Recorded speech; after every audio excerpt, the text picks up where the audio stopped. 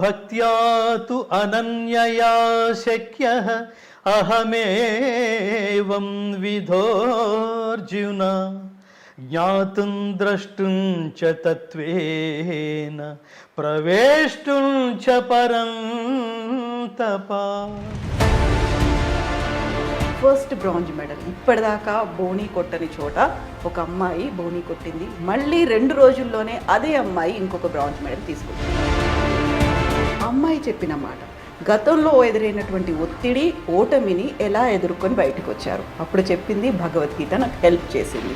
భగవద్గీతని ప్రపంచవ్యాప్తంగా మత గ్రంథంలాగా కాకుండా సిద్ధాంత గ్రంథం అని నమ్మిన వాళ్ళు చాలా గొప్ప గొప్ప రిజల్ట్స్ చూశారు. 22 ఏళ్ల అమ్మాయి చాలా ఏ వయసులో భగవద్గీత మొదలు పెట్టాలి, ఎప్పుడు చదవాలి అనుకున్నప్పుడు అంత చిన్న ఏజ్ లో ఆమె చదవడం స్టార్ట్ చేసింది అంటే మామూలుగా ఉండేటువంటి డౌటే అది కదా. ఈ సందర్భంగా ఆ తల్లికి హ్యాట్స్ ఆఫ్. మనం ఒక అమ్మాయి సాధించిన విజయాన్ని దేశమంతా సెలబ్రేట్ చేసుకుంది. మిగతా దేశాలు అన్ని విజయాలు సాధిస్తున్నప్పుడు అక్కడ అందరూ భగవద్గీత చదివారా? ఎందుకని అక్కడ పెట్టాల్సినటువంటి ఎఫర్ట్స్ మన దగ్గర ఎక్కడ మిస్ అవుతున్నాయి అనేది. సాధనకి ఆ సాధన ఎలా చేయాలో మీకు చెప్పడానికి భగవద్గీత కంటే మించిన సబ్జెక్ట్ ఇంకొకటి లేదు. నువ్వు విమర్శిస్తున్నావు అంటే నీకు అసలు కనీస జ్ఞానం లేదని అర్థం. ఇందులో ఏది నీకు నచ్చలేదని విమర్శిస్తున్నావు? మీరంటూ భగవద్గీత ఫౌండేషన్ కోసం బ్రాండ్ అంబాసిడర్లను ఎవరినన్నా పెట్టుకున్నారా? మీరు ఏ స్కూల్ కన్నా వెళ్ళి భగవద్గీత చెప్పాలనుకుంటే లేదండి కమ్మో మీరు ఇక్కడ ఇది సెక్యులర్ అండి, మన సెక్యులర్ కంట్రీ. ఆ బొట్టు పెట్టుకున్నవాడు మాట్లాడతాడు మనది సెక్యులర్ కంట్రీ, అందుకని ఇక్కడ భగవద్గీత చెప్తే మిగతా మతాల వాళ్ళు హర్ట్ అవుతారు.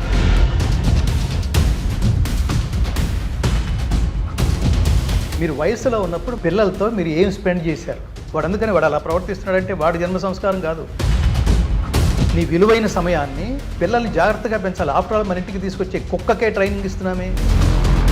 కుక్కని పెంచుకోవడానికి పిల్లిని పెంచుకోవడం షేక్ హ్యాండ్ అంటే దానికి షేక్ అర్థమవుతుందనా? ఏదో సౌండింగ్ నేర్పించావు. దీంతోపాటు కొంతమంది దరిద్రులు ఏది పడితే అది మాట్లాడడం, ఇంటర్వ్యూలు చేసేయటం, వీడియోలు చేసేయటం. దిగజారితే ఒక ఆపర్చునిటీ వస్తాయి అంటే స్త్రీ వాళ్ళు దిగజారడానికి కూడా అనేక రూపాయలు దిగజారడానికి కూడా వెనుకంజవైనంత ఇన్స్పిరేషన్స్ ఈ వీడియోల్లో కనిపిస్తున్నాయంటే ఆ పర్సంటేజ్ రోజు రోజుకి పెరుగుతోందంటే మళ్ళీ తిరిగి ఉపదేశాలు చెప్తారా? ఇష్టం వచ్చినట్టు ప్రవర్తించటం. ఈ ప్రవర్తన ఇంపాక్ట్ దేనికి డ్రెస్ వేశారు, ఎందుకు ఇలా మాట్లాడుతున్నారు అంటే వాళ్ళని ఆకర్షించడానికే అంటోంది ఒక అమ్మాయి. సమాజాన్ని మగవాళ్ళని ఆకర్షించడానికే ఈ డ్రెస్సు. బాగుండేదా, ఎలా ఉన్నావు అంటే ఈ లుక్ సో అంటే ఇప్పుడు చాలా ఆనందించేస్తోంది. నాలాంటి వాళ్ళని లక్షల మందిని తయారు చేసే ప్రయత్నంలో ఉన్నాను.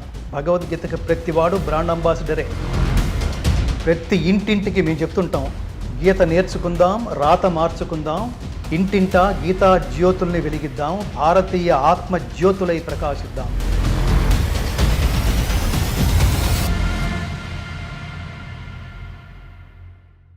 నమస్తే, నేను Kavitha. Welcome to I dream.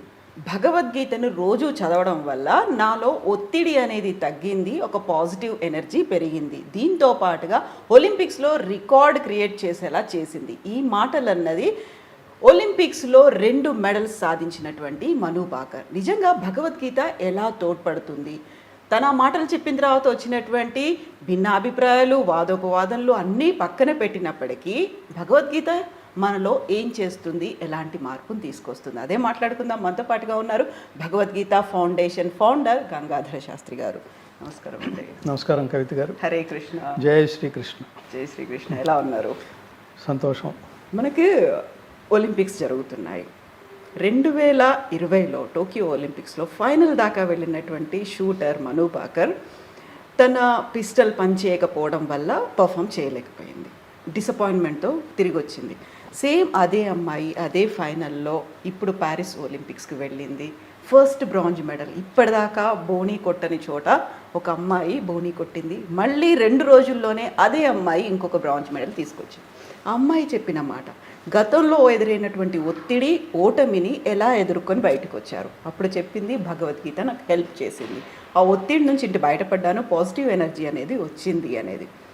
అక్కడే కరెక్ట్గా ఇంకొక వాదన మొదలైంది. ఆమె కనుక భగవద్గీత చదవకపోయి ఉంటే గోల్డ్ మెడల్ వచ్చేదేమో అనేవాళ్ళు కొంతమంది ఉన్నారు. దీంతో పాటుగా అసలు ఈ మెడల్స్ టాలీలో ఇండియా ఎక్కడుంది? ఫస్ట్లో ఉన్నటువంటి జపాన్ కావచ్చు, చైనా కావచ్చు, కొరియాలు కావచ్చు, రష్యాలు, అమెరికాలు, గ్రేట్ బ్రిటన్, వీళ్ళందరూ భగవద్గీత చదువుతున్నారా? వాళ్ళకి ఎందుకు అన్ని మెడల్స్ వస్తాయి? ఈ తరహా వాదనలు ఎలా చూస్తారు మీరు? ఇందులో లాజిక్కి అందని ఇగ్నోరెన్స్తో కూడిన ఒక వర్గం ఎప్పుడు లాజిక్ కోసం వెతుక్కుంటూ వెళ్ళే ఒక వర్గం ఎప్పుడు ఉంటుంది. అది కృష్ణుడు మధ్యలో ఉన్నాడు. ఆయన చెప్పిన భగవద్గీత ఈ పక్కనే ఉన్న అర్జునుడికి బాగా పనిచేసింది. అసలు కృష్ణుడు అనేవాడినే నమ్మనవాడు కృష్ణుడు పక్కనే ఉన్నాడు, వాడు దుర్యోధనుడు. దైవానికి ఇటు పక్కన ఉన్నవాడు దుర్యోధనుడు, దైవానికి ఇటు పక్కన ఉన్నవాడు అర్జునుడు. అర్జునుడు నమ్మాడు, దుర్యోధనుడు నమ్మలేదు. నమ్మనివాడు అలా పోయాడు, నమ్మినవాడు విజయం సాధించాడు కదా. ఇద్దరికీ కృష్ణ సిద్ధాంతం చాలా గొప్పది. నమే ద్వేష్యోస్తి న ప్రియ అంటాడు. వాళ్ళు విలన్లు, వాళ్ళ దగ్గరికి నేను వెళ్ళటం ఏమిటి అనలేదు. ఫైనల్గా కృష్ణ రాయబారం పేరుతో అక్కడ ద్రౌపదుడి పురోహితుడిని మొదట రాయబారిగా పంపారు.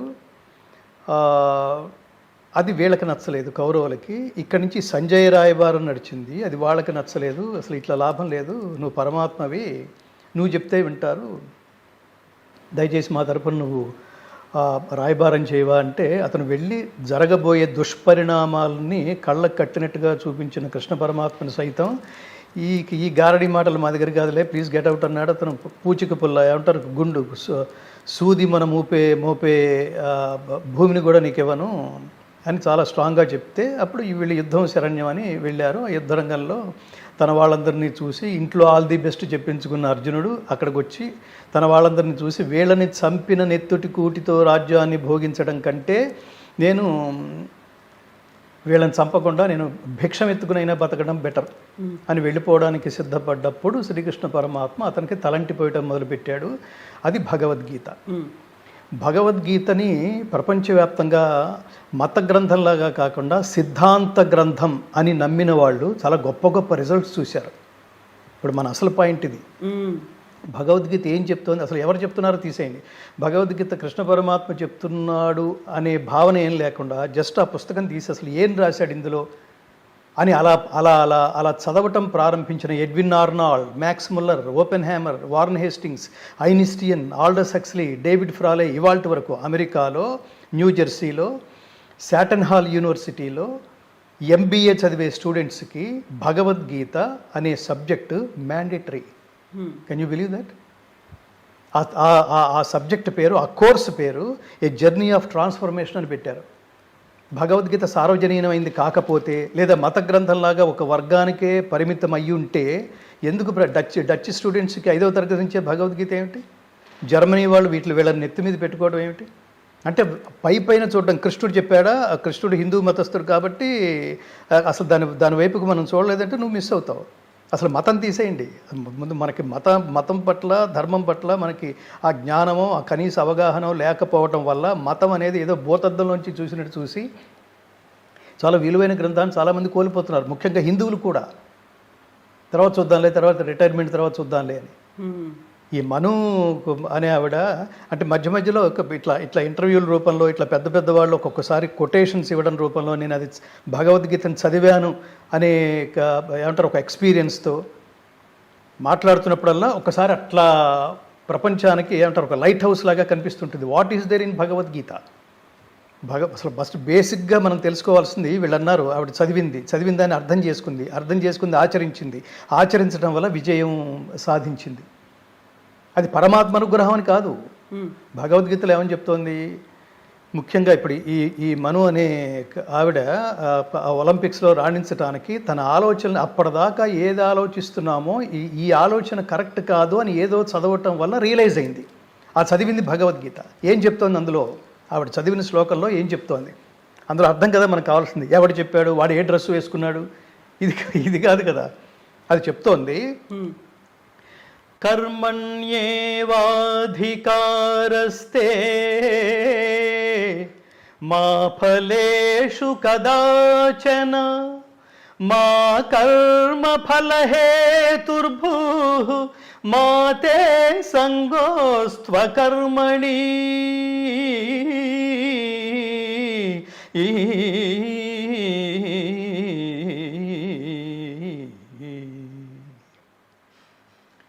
కర్మణ్యేవ కర్మాచరణమునందే నీకు అధికారము కలదు. ఇక్కడ అధికారం అంటే పని చేయటం మీదే కాన్సన్ట్రేట్ చేయి, రిజల్ట్ మీద కాదు. చాలా గొప్ప సైకలాజికల్ సబ్జెక్టు. మత గ్రంథం అంటే ఒక వర్గానికి చెందింది మాత్రమే, ఒక మనిషిని బ్లైండ్గా ఫాలో అవ్వడం మాత్రమే. ఇక్కడ మనిషిని బ్లైండ్గా ఫాలో అవ్వమంటలేదు. ఆయన చాలా జాగ్రత్తగా ఆలోచించి మాట్లాడతాడు, ఆలోచింపచేసేట్టు ఉపదేశం చేస్తాడు. ఆయన కృష్ణ పరమాత్మ. నేను ఎప్పుడు చెప్తుంటాను, ఎవడైతే ఆచరించి మాట్లాడతాడో వాడి వాక్కుకు మాత్రమే అమేయమైన శక్తి ఉంటుంది. ఎవడైతే ఆచరించి మాట్లాడతాడో వాడి వాక్కుకు మాత్రమే యావత్ మానవాళిని జాగృతం చేసి నడిపించగలిగే శక్తి ఉంటుంది. అలాంటి వాడు కృష్ణ పరమాత్మ. Do your duty sincerely. ఏ పని చేసినా త్రికరణ శుద్ధిగా చెయ్యి. భగవద్గీత సారాంశం అంతా ఈ ఒక్క శ్లోకంలో ఉంది. అది ఖచ్చితంగా అమ్మాయి బుర్రకి బాగా ఎక్కి, చాలామంది స్ట్రెస్కి, ఇందాక మానసిక ఒత్తిడి అన్నారు చూడండి, ఆ అమ్మాయి విషయంలో కూడా ఇట్లా ఆలోచించిందని. ఎందుకు ఒత్తిడి వస్తుంది అంటే రిజల్ట్ బేస్డ్తో పనిచేస్తున్నాం అనమాట. ఏది నీ చేతుల్లో లేని రిజల్ట్ గురించి ఆలోచించి ఏం చేద్దామని. నువ్వు చదివేశావు, రాత్రంతా చదివేశావు, సంవత్సరం అంతా చదివేశావు, అద్భుతంగా ఏది చదివినా నేను రాసేయగలను అనేట్టుగా త్రికరణ శుద్ధిగా చదువు. అంతే తప్ప నీకేది తోచిందో అది ఇంపార్టెంట్ అనుకుని అదే దాని మీదే నువ్వు డిపెండ్ అయితే అది నువ్వు ఎగ్జామ్స్కి వెళితే అది రాకపోతే అప్సెట్ అయిపోయి ట్యాంక్ బండంక చూస్తే అది అది అది కాదు కదా. త్రికరణ శుద్ధిగా చెయ్యి. ఏ పనైనా చెయ్యి. ప్రపంచంలో ప్రతి మానవుణ్ణి ఉద్దేశించి చెప్పిన ఏది దేశ కాల జాత్యాదులకు అతీతంగా వయో వర్గ లింగ విభేదాలకు తావు లేకుండా చెప్పిన సిద్ధాంత గ్రంథం లాంటి ఏమంటారు జ్ఞానబోధ. అంటే నీ గురించి నువ్వు తెలుసుకో. అసలు ఆలోచించాల్సిన విధానం ఇది. ప్రయత్నం ఇలా ఉండాలి, పని చేయటం ఇలా ఉండాలి, అది చెప్తాడు పరమాత్మ. అందుకని అది పర్సనాలిటీ డెవలప్మెంట్ బుక్ ఎందుకయింది, ఎందుకు ఇతర దేశస్తులు కూడా దీన్ని ఫాలో అయ్యారు, ఎందుకని శ్రీకృష్ణ పరమాత్మని మేనేజ్మెంట్ గురువు అన్నారు, ఎందుకని పర్సనాలిటీ డెవలప్మెంట్ అన్నారు, ఇంకో చోటకు వెళ్తే ఏంటి ఎందుకని బిజినెస్ మేనేజ్మెంట్లో కూడా దీన్ని ఉపయోగిస్తున్నారు అంటే అల్టిమేట్గా ఇదేంటంటే కర్మ సిద్ధాంతానికి సంబంధించింది. కర్మ అంటే పని అని అర్థం. పని ఎలా చేయాలో చెప్తోంది భగవద్గీత. ప్రపంచంలో ఇంకా ఏ గ్రంథము ఇలా ఈ స్థాయిలో చెప్పడం అనేది జరగలేదు. మిగతావన్నీ ఒక వ్యక్తి ఆరాధనతో ప్రారంభమై అతను ఏమనుకుంటే అది మాట్లాడేయటం, అతను అన్నాడు కాబట్టి మనం ఫాలో అయిపోవటం అలా ఉండదు. ఇక్కడ చాలా లాజికల్గా ఉంటుంది. కృష్ణుడు చెప్పాడు కాబట్టి ఫాలో అవ్వాల్సిన రూల్ ఏం లేదు. ఏం చెప్పాడో ఆలోచించు. నువ్వు చచ్చినట్టు ఫాలో అవుతావు అంతే, బ్లైండ్గా ఫాలో అయిపోతావు అంతే. సో ఏ పని చేసినా త్రికరణ శుద్ధిగా చెయ్యి. నీ చేతుల్లో లేని ఫలితాన్ని, పరమాత్మ చేతుల్లో ఉన్న ఫలితాన్ని దాని గురించి ఆలోచించకుండా పని మీదే కాన్సన్ట్రేట్ చేయి. ఎప్పుడైతే ఫలితం మీద పని చేసినంతసేపు ఫలితం మీద కాన్సన్ట్రేట్ చేశావో పని నుంచి డైవర్ట్ అవుతావు. డైవర్ట్ అయినట్లు లెక్క. ఎప్పుడైతే పని నుంచి డైవర్ట్ అవుతావో 100% result you cannot get back. ఇంతే కదా. నేను పాట పాడుతున్నాను, మీరు ఇంటర్వ్యూ చేస్తున్నారు. ఇది ఫ్యూచర్లో ఇప్పుడు రేపు ఎడిట్ చేసిన తర్వాత ఈ ఛానల్లో వేస్తే ఎంతమంది చూస్తారో, నేను యాక్చువల్గా వారం రోజుల్లో 1,00,000 మంది చూడాలని అనుకుంటున్నాను. అలా అనుకుంటాం మీరు సిన్సియర్గా పని మీదే ఉండండి. డెఫినెట్గా ఆ పనిలో యోగ కర్మసు కౌశలం. ఆ పనిలో మీరు క్రియేటివ్గా ఉండండి. జస్ట్ లైక్ దట్ 100 మంది ఎలా అయితే చేస్తారో ఆ 100 మంది లాగానే మీరు చేస్తే మీరెందుకు సంథింగ్ డిఫరెంట్గా ఆలోచించాలి, డిఫరెంట్గా ఉండాలి. అది మీరు ఎప్పుడైతే పని మీద త్రికరణ శుద్ధిగా కాన్సన్ట్రేట్ చేసి ఇది తప్ప పని ఎలా చేయాలో చెప్తున్నాడు. ఇది తప్ప నాకు నీవే తప్ప ఇతఃపరం బెరుగ మన్నింపదగున్ దీను నిన్ కావవే వరద సంరక్షించు భద్రాత్మక. పరమాత్మ కూడా ఎప్పుడు అనుగ్రహిస్తాడంటే నేను చేసేది నేను చేస్తూ ఉంటా, నేను ఎప్పుడో చివరిలో చూస్తాను అని అనుకుంటూ మనం చేసేది మనం చేస్తూ త్రికరణ శుద్ధిగా లేకుండా పని పాడైపోయిన తర్వాత అప్పుడు దేవుడు గుర్తొచ్చి, కష్టాల్లో ఉన్నాం అప్పుడు దేవుడు గుర్తొచ్చి, వృద్ధాప్యంలో ఉన్నాం మన చేతుల్లో ఏది లేకుండా అయిపోయింది, కూర్చుంటే లేవలేము, లేస్తే కూర్చోలేము, అప్పుడు దేవుని స్మరించి కాదు. Start the day with God, end the day with God, fill the day with God. This is the way to God. దేవుడి గురించి ఆలోచించడం అంటే అర్థం ఏంటంటే దైవం మన నుంచి ఏమి కోరుకుంటున్నాడో, ఏమి నువ్వు ఆచరించడం ద్వారా తిరిగి మోక్షం పేరుతో పరిపూర్ణమైన సంపూర్ణమైన ఆశీస్సులు పొందగలవో ఆ సబ్జెక్ట్ నీకు ఇచ్చాడు. దాని పేరు భగవద్గీత. అది కర్మ సిద్ధాంత గ్రంథం. అది పని గురించే మాట్లాడుతుంది, పని ఎలా చేయాలో మాట్లాడుతుంది. అది చెప్తున్నాడు ఈ ఒక్క శ్లోకంలో. త్రికరణ శుద్ధిగా పనిచేయి, ఫలితం దైవానికి అర్పించు, ఫలితం నువ్వు పనిని క్రియేటివ్గా అంటే సృజనాత్మకంగా చెయ్యి, దైవార్పణ బుద్ధితో చెయ్యి, స్వార్థం మాని చెయ్యి, లోకహితం కోసం చెయ్యి, పనే నువ్వు అయిపోయేట్టు చెయ్యి. ఆ పనితోనే పిలవాలి. యాంకర్ అనగానే కవిత గారు కనపడాలి, ఇంటర్వ్యూవర్ అనగానే వన్ ఆఫ్ ది కాదు, చాలామంది ఉన్నారు, ఆవిడ పేరు ఏదో ఉంది అన్నామంటే మనం వర్క్ సరిగ్గా చేయట్లేదు అన్నట్టు లెక్క. అడిగే ప్రశ్నలు కానీ మీరు ఎంచుకునే మనుషులు కానీ వాళ్ళ ద్వారా సమాజానికి ఏదో చెప్పించాలి. సమాజం చాలా దురదృష్టకరమైన స్థితిలో ఉంది. ప్రతివాడి చేతిలో ఫోన్లు ఉన్నాయి. ఇది ప్రథమ శత్రువుగా తయారైంది. యూజ్ చేస్తున్నారా, మిస్యూజ్ చేస్తున్నారా, ఓవర్ యూజ్ చేస్తున్నారా? ఒక చెత్త విధంగా మీరు ఇంటర్వ్యూ చేశారనుకోండి, అలా ఉన్నారు మనకి ఇందులో కనిపిస్తున్న వాళ్ళు చాలామంది ఉన్నారనుకోండి, వాడి ద్వారా సమాజానికి మీకు ఏం అందించాలనే లక్ష్యం లేకుండా వీడు ఏది పడితే అది మాట్లాడతాడు, ఏ బూతులు పడితే అది బూతులు మాట్లాడతాడు. ఆవిడ్ని ఇంకొక ఆవిడ ఉంది, ఆవిడ్ని ఇంటర్వ్యూ చేస్తే ఎలాంటి బూతులైనా మాట్లాడేస్తుంది. స్త్రీ ఎంత దిగజారుతుందో కూడా ఈవిడ నుంచి తెలుసుకోవచ్చు అని తెలిసినా కూడా మీరు ఆవిడ్ని ఇంటర్వ్యూ చేయడానికి, సదరు వ్యక్తిని మీరు ఇంటర్వ్యూ చేయడానికి వెళ్తున్నారనుకోండి, సమాజానికి ఏమి చెప్పించాలని వెళ్తున్నారు కదా. అలా చూసే సమాజంలో మీ పిల్లలు కూడా ఉన్నారు కదా, ఏమవుతారు వాళ్ళు? చాలా కుటుంబాలు ఇలాగే సఫర్ అవుతున్నాయి. కాబట్టి మన కర్మని అలా అలా అలా అలా చేయమని చెప్తుంది. ఈ అమ్మాయి మానసిక ఒత్తిడి, మను అనే అమ్మాయి, ఒలింపిక్స్లో ఉన్న అమ్మాయి, అంత క్రితం రిజల్ట్ బేస్డ్తో ఆలోచించేది. ఆ అమ్మాయి ఇంటర్వ్యూ చూస్తే అర్థమవుతుంది. అసలు మన దగ్గర ఎక్కడుంది? చాలా సింపుల్గా బిహేవ్ చేయాలి అంతే. ఇప్పుడు మీరు ఫీల్డ్లోకి వెళ్ళిన తర్వాత ఎలా ఉంటుంది? చాలా ఉంటాయి చుట్టూతో డిస్టర్బ్ చేసే జనాలు, చప్పట్లు కొట్టే జనాలు, ఇవన్నీ రకరకాల డిస్టర్బెన్స్లు. చాలా మనకు తెలియకుండా ఒక టెన్స్ క్రియేట్ అవుతుంది. చివరికి వేదిక మీద పాడేవాడికి కూడా ఎదుర్కొంటూ అన్ని లక్షల మందిని ఒకసారి చూడగానే ఎస్పి బాలసుబ్రహ్మణ్యం లాంటి మహాగాయకుడు మేమందరం ఒక వేదిక మీద పాడుతుంటే ఆయన ఒకసారి అన్నాడు మాట, గంగాధర్ గారు ఒకసారి ఈ చెయ్యి పట్టుకోండి అన్నారు ఒక వేదిక మీద. అంటే అప్పుడు చూసి ఏంటి ఇట్లా ఏంటి ఏదో ఒక వైబ్రేషన్ కనిపిస్తోంది అంటే, నాకు ఇంత అవసరమా, చెయ్యి వణుకుతోంది అన్నాడు ఆయన. అదేంటంటే అంటే మొట్టమొదటి పాట వేదిక మీద, ఎక్కడ ఏ వేదిక మీద పాడుతున్నా ఆడియన్స్ రిసెప్షన్ ఎలా ఉంటుందో, ఈ మైక్కి మనం అలవాటు పడడానికి, ఫీడ్బ్యాక్కి మనం అలవాటు పడడానికి, స్టేజీ మానిటర్స్కి మనం అలవాటు పడడానికి, మన ఎదుర్కొండా ఉన్న ఆడియన్స్ రెస్పాన్స్కి మనం అలవాటు పడడానికి, ఆ కాంపౌండ్ మొత్తాన్ని మనం కొన్ని పాటలతో మనం ఒక గ్రిప్లో తీసుకునేంత వరకు గాయకుడికి ఆ టెన్షన్ వర్కౌట్ అవుతుంది. 2-3 పాటల తర్వాత అందరూ మన గ్రిప్లోకి వచ్చేసారా అనుకున్న తర్వాత ఆడుకుంటారు, ఒక్కొక్కళ్ళు ట్యూన్ అయిపోయాం ఆడుకుంటారు. ఆ మహానుభావుడు అలా అనేవాడు. అది అందరికీ ఉంటుంది. అది అట్లా మీరు గ్రౌండ్లోకి, ఓపెన్ గ్రౌండ్లోకి వెళ్ళిన తర్వాత ఒలింపిక్స్ వెళ్తున్నాం అంటే ప్రపంచం అంతా మనకు చూస్తుందనే ఇంటర్నల్స్ ఒక కైండ్ ఆఫ్ టెన్షన్ ప్రతి వాళ్ళని వర్కౌట్ అవుతుంది. 140 కోట్ల మంది భారతీయులు అక్కడ ఉన్నారు. ఖచ్చితంగా ప్రపంచం అంతా చూస్తుంది, ఒక భారతీయులు కాదు ప్రపంచం అంతా చూస్తుంది. మనం గెలిస్తే ఓకే, గెలవకపోతే ఇంత డిస్కషన్ ఉంటుంది లోపల. అసలు ఇవేవి డిస్కస్ చేయొద్దు, పని చేసావు అక్కడికి వెళ్తున్నావు, అదేంటి మన చేతిలో లేదు. ఇరగదీసేస్తానని వెళ్ళావు, ఫైనల్గా వర్షం కురిసింది అనుకోండి, ఫినిష్. సో అది ఊహించలేవు, నువ్వు గెలవటం ఊహించలేవు. సిన్సియర్గా వర్క్ చేయటం ఒక్కటే నీ చేతుల్లో ఉంది. కర్మ అది దాని అర్థం. కర్మాచరణమునందే నీకు అధికారము కలదు, కానీ దాని ఫలితము పైన ఎన్నడూనూ లేదు. ఫలితం నీ చేతిలో లేదని కన్ఫర్మ్డ్గా చెప్తున్నాడు. ఇది లాజిక్. ఇది ఫలితం మన చేతిలో లేదు. చాలా గొప్పగా పాడేవాళ్ళు, చాలా గొప్పగా రిజల్ట్స్ వచ్చిన వాడు చాలా గొప్పవాడని కాదు, రిజల్ట్ రాకపోతే అసలు వాడి దగ్గర ఏమీ లేదని కూడా కాదు. అది కొన్నిసార్లు మనకు చాలా విచిత్రం అనిపిస్తుంది. కొన్ని సినిమాలు ఎందుకు హిట్ అవుతాయో తెలియదు. ఏముందిరా ఇందులో, ఎందుకు చూస్తున్నారు ఇట్లా జనాలు అని అనిపిస్తుంది మనకి. కొన్ని ఇంత మహాద్భుతమైన సినిమా ఇంత ఫ్లాప్ అయింది ఏమిట్రా అనిపిస్తుంది. ఏది నీ చేతిలో లేదు. దీని ఇంకా లోతులకు వెళ్తే దాని కర్మఫలం అంటాడు. మీరు ఎంత ప్రయత్నించినా టైం బాగుండకపోవడం ఇవన్నీ చాలా మాట్లాడతాం మనం. టైం బాగుందంటే అర్థం ఏమిటంటే, మీరు ఇంట్లో టీవీ చూస్తూ లేకపోతే న్యూస్ పేపర్ చదువుకుంటున్న టైంలో లేజర్గా కాళ్ళు ఊపుకుంటూ ఎవడో నీ మీద ప్లాన్ చేస్తుంటాడు ఏదో చెయ్యాలని. ఇది టైం బాగుంటాం. టైం బాగుండకపోవటం టైం బ్యాడ్ అంటే అర్థం ఏమిటంటే, ఎవడు చేయడు, మన పని మనమే, మన ప్రయత్నం మనమే చేసుకుంటూ, మన జీవితం మనమే ప్లాన్ చేసుకుంటూ చచ్చేంత వరకు వాడే ప్రోగ్రామ్స్ ప్లాన్ చేసుకుంటూ ఉంటాడు. అదొక కైండ్ ఆఫ్ ప్రయాణం. సో ఇక్కడ కర్మాచరణమునందే నీకు అధికారము కలదు, కానీ దాని ఫలితము పైన ఎన్నడూనూ లేదు. కర్మ ఫలమునకు నీవు కారణము కారాదు. చాలా మోస్ట్ ఇంపార్టెంట్ లైన్ అది. ఫలితం ఏదైతే వచ్చిందో అది నీది కాదు. ఎన్నో కలిసినాయి ఇక్కడ. ఏంటో ఆ రోజు మనం అంటాం చూడండి, ఇవాళ రేపు ఎరగదీసేస్తానన్నావు, ఇంట్లోంచి బయలుదేరి కారులో కూర్చోగానే ఏంటో మూడ్ బాగుండలేదు చూడండి,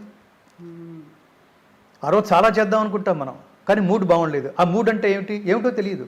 ఎందుకు బాగుండలేదురా అని అడుగుతాడు. ఏమిటో తెలియట్లేదు నాకు అంటాం మనం. ఒకరోజు నిన్న నువ్వే, ఇవాళ నువ్వే, రేపు నువ్వే, అదే నువ్వు. ఒకరోజు మూడ్ బాగుంటుంది, ఒకరోజు బాగుంటలేదు, ఒకరోజు చాలా ఇన్స్పైరింగ్గా ఉంటున్నావు, ఒకరోజు డల్గా ఉంటున్నావు. సో ఏది నీ చేతుల్లో లేనప్పుడు, ఏది నీ ప్రమేయం లేనప్పుడు పని సిన్సియర్గా చేయి, అంతే, ఫినిష్. రిజల్ట్ దేవుడికి వదిలేసేయి. దానివల్ల వచ్చే పుణ్యం, దానివల్ల వచ్చే పాపం, దానివల్ల వచ్చే సక్సెస్, దానివల్ల వచ్చే ఫెయిల్యూరు, అప్పుడు ఏది నీది కాదు. దాని కంటిన్యూటీ చెప్తున్నాడు. సుఖదుఃఖే సమే కృత్వా లాభాలాభౌ జయాజయౌ తతో యుద్ధాయ యుజ్యస్వ నైవం పాపమవాప్స్యసి. సుఖము, దుఃఖము, లాభము, అలాభము, ఇలాంటివన్నీ, జయం, అపజయం, ఇలాంటివన్నీ సమంగా తీసుకో. ఏది నీది కాదు, కర్తవ్యం ఒక్కటే నీది. వచ్చిందా, రిజల్ట్ బాగా వచ్చిందా, ఎంజాయ్. లేదా ఓహో అంటే మనం ఇంకా నెక్స్ట్ లెవెల్ ఏదో కృషి చేయాలన్నమాట, అంత ఈజీగా తీసుకోగలం. మీకు మీరు మీరు మీరు తపస్సు చేశారు, దేవుడు ప్రత్యక్షం కాలేదు అనుకోండి, మీరు బయటకు వచ్చేసి దేవుడు లేడరా, మనం చాలా ఎప్పుడైనా 20 years నుంచి చేస్తున్నాను, వాడికి ఏదో క్యాస్ట్ ఫీలింగ్ ఉన్నట్టుంది, అసలు ఉన్నాడో లేదో కూడా డౌట్ నాకు అని అట్లా పిచ్చి స్టేట్మెంట్ ఇచ్చేయకూడదు. చూపిస్తున్నారు అట్లాంటి మాట్లాడేసేయకూడదు. మీరు తపస్సు చేస్తే దేవుడు ప్రత్యక్షం కాలేదు అంటే దాని అర్థం దేవుడు లేడని కాదు, దేవుడు ప్రత్యక్షం అయ్యేంత ఇంటెన్సిటీతో నువ్వు తపస్సు చేయలేదని అర్థం. అయితే ఇక్కడే ఇంకొక వాదన కూడా వినిపిస్తుంది. ఒక అమ్మాయి సాధించిన విజయాన్ని దేశమంతా సెలబ్రేట్ చేసుకుంది, మిగతా దేశాలు అన్ని విజయాలు సాధిస్తున్నప్పుడు అక్కడ అందరూ భగవద్గీత చదివారా, ఎందుకని అక్కడ పెట్టాల్సినటువంటి ఎఫర్ట్స్ మన దగ్గర ఎక్కడ మిస్ అవుతున్నాయి అనేది, ఆ ఫలితాలు రావాలంటే ఏం చేయాలి? ఇప్పటికే మనం మెడల్స్ టాలీలో చూసుకుంటే ఏ ప్లేస్లో ఉన్నాము, మిగతా అన్ని దేశాలు మన పైన ఎలా ఉన్నాయి, వాళ్ళు చేసినటువంటి సాధన ఎలా ఉంది, ఆ సాధనను మనం పట్టించుకోవట్లేదా, మనం చేస్తున్నది దేని మీద ఫోకస్ పెడుతున్నాము? ఇదే మీరన్నది కరెక్ట్ కవిత గారు. మీరన్న ఈ 5-6 మాటల్లో చాలా గొప్పది సాధన, లక్ష్యం, కృషి, పట్టుదల. దాన్ని చేరుకోవడానికి మీరు చేసే ఈ సాధనకి అల్టిమేట్ లెవెల్ ఏంటంటే తపస్సు. నువ్వే అదైపోవాలి. మీకు ఛాందోగ్యోపనిషత్తు చాలా గొప్ప మాట చెప్తుంది, తత్వమసి, తత్ త్వం అసి. దీన్ని 2 కోణాల నుంచి చూడాలి. ఒకటి లౌకిక దృష్టితో, రెండవది పారమార్థిక దృష్టితో. పారమార్థిక దృష్టితో చూస్తే తత్వమసి అంటే తత్ అంటే అది, త్వం నీవు, అసి అయి ఉన్నావు, నువ్వే అది. అల్టిమేట్గా నువ్వే అది అంటే నువ్వే పరమాత్మ అని అర్థం ఆధ్యాత్మికంగా. లౌకికమైన కోణంలో చూస్తే నువ్వే అది అంటే ఏ పని అయితే నువ్వు స్వీకరించావో ఈ పని కోసమే పుట్టానని నువ్వు భావించడంతో పాటు, అంటే దాని తపస్సు అలా ఉండాలి, దాని మీద ప్రయత్నం అలా ఉండాలి, దాని మీద సాధన అలా ఉండాలి. నువ్వు ఎక్కడున్నా నీ బుర్రంతా తిరగని శుద్ధిగా దాంతోనే కనెక్ట్ అయిపోయి ఉంటావు. నేను భగవద్గీతలోకి వచ్చిన తర్వాత వచ్చిన కొంతకాలానికి నేనే భగవద్గీత అని నేను భావించడానికి చాలా సాధన అవసరమైంది. Over a period of time మీరు సాధన చేస్తూ చేస్తూ చేస్తూ చేస్తూ ఉన్నప్పుడు మీరు దీని ఏమంటాం, కందిరీగా ఒక దాని చుట్టూతో తిరుగుతూ భ్రమరకీటక న్యాయం, దాని చుట్టూతో ఝుంకార ధ్వని చేస్తూ ఝం ఝం ఝం ఝం ఝం అని తిరుగుతూ తిరుగుతూ తిరుగుతూ తిరుగుతూ ఉన్నప్పుడు ఇది విని విని విని తానే అది అయిపోయినట్టుగా ప్రవర్తిస్తుంది. దేని చుట్టూతో అయితే తిరుగుతుందో ఆ కీటకం లేదా ఆ ప్రాణి తనే తుమ్మిదలాగా అయిపోయినట్టుగా ప్రవర్తించి దానికి ఆహారం అయిపోతుంది. అట్లా మీరు సబ్జెక్ట్ నేను ఈ వేదిక నుంచి నేను ప్రపంచానికి చెప్తున్నా, నువ్వు గాయకుడివా, ప్రపంచమంతా నిన్ను ఫాలో అయిపోయేంత సాధన చేయాలి. ఏమిటి దానికి ఉదాహరణ? ఘంటసాల గారు. ఏమిటి దానికి ఉదాహరణ? ఎస్పి బాలసుబ్రహ్మణ్యం గారు. ఏమిటి ఇంకొక ఉదాహరణ? సుశీల్ గారు, జానక్ గారు, చిత్ర గారు. దాని నుంచి బయటికి రాకూడదు. ఈ స్టేజ్ మీద పిచ్చి పిచ్చి వేషాలు వేస్తూ పాడుతుంటారు చూడండి. సగం 25% పాట, 25% జనాల్లోకి దిగి వాళ్ళ చేత భజన చేయించటం. అందరూ కలిసి పాడేటైతే వాళ్ళ కింద కూర్చుంటారు. నువ్వు పాడడం, సిన్సియర్గా పాడడం, సిన్సియర్గా వినడం అనేది పోయింది చూడండి. కొన్ని సందర్భాల్లో, అంటే నేను అందరినీ అంటలేదు, కొంతమంది గాయకులను చూస్తున్నప్పుడు నేను అక్కడి నుంచి వచ్చిన వాడిని, ఒక తపస్సులాగా పాడరా, జనాలు ఇన్వాల్వ్ అయిపోతారు, నీలో కలిసిపోతారు. అది పాట అంటే. ఇక్కడ ఏంటంటే ఎవరినో ఆకర్షించడానికి, మీరు చూడండి, అది ఆ పదం ఉపయోగించడానికి కూడా నాకు ఇష్టం ఉండదు. ఒక వీటుల్ని ఆకర్షించడానికి కొంతమంది ప్రయత్నాలు చేస్తారు చూడండి, అలా చేయరాదు. ఎందుకంటే ఇది గాంధర్వ విద్య, దైవ విద్య. ఇది దాన్ని వేదికల మీద చిందులేస్తూ అంగాంగ ప్రదర్శనలతో పిచ్చి పిచ్చి డ్రెస్సులు వేసుకుని ఆకర్షించడం. దేంతో ఆకర్షించాలి? దేనికోసం పుట్టావు నువ్వు? నువ్వు ఫిజిక్తో ఆకర్షించకు, డ్రెస్సులతో ఆకర్షించకు. లోపల ఏ లక్ష్యంతో వేదిక మీదకి వస్తున్నావో దాంతో ఆకర్షించు, దాంతో లయం చేయి. సంగీత జ్ఞానము భక్తి వినా సన్మార్గము కలదే త్యాగరాజస్వామి అంటారు. బాలసుబ్రహ్మణ్యం గారు ఏమి డ్యాన్సులు చేసి పాడలేదే? ఇవాళ పాట పెర్ఫార్మెన్స్ అయిపోయింది ఏమిటి? నేనేమంటానంటే ఒక్క కర్మణ్యేవాధికారస్థితి తీసుకుంటే ఆ కర్మ ఎన్ని రూపాల్లో మనం చేస్తున్నామో అన్నిటినీ ఇదే సాధన అనే లక్ష్యంతో చేయాలి. కవిత గారు లైఫ్ టైంపాస్ కాదు. టైంపాస్ కోసం రాలేదు మన ఈ లోకానికి, టైం స్పెండ్ చేయడం కోసం వచ్చాం. మీరు మిగతా ప్రపంచం గురించి అన్నారు, వాళ్ళకి ఈ సబ్జెక్ట్ తెలియకపోవటం వల్ల. సాధనకి ఆ సాధన ఎలా చేయాలో మీకు చెప్పడానికి భగవద్గీత కంటే మించిన సబ్జెక్ట్ ఇంకొకటి లేదు.